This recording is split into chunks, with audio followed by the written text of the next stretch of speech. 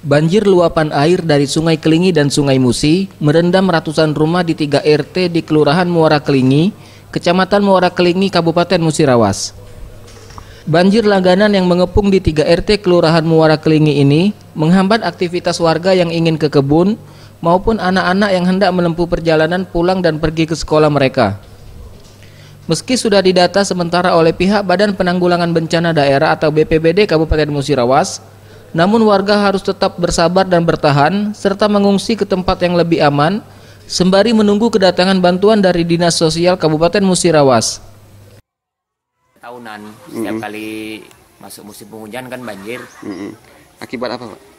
Luapan sungai apa? Akibat luapan Sungai Kelingi sama Sungai Musi ini.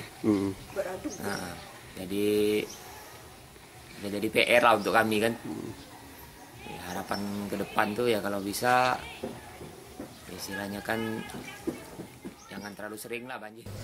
Banjir yang disebabkan oleh luapan air dari 2 sungai, warga sangat berharap ada segera bantuan perahu dari Pemkab Musirawas, mengingat alat transportasi air sangat dibutuhkan sekali bagi anak-anak sekolah untuk menghindari hal-hal yang tidak diinginkan.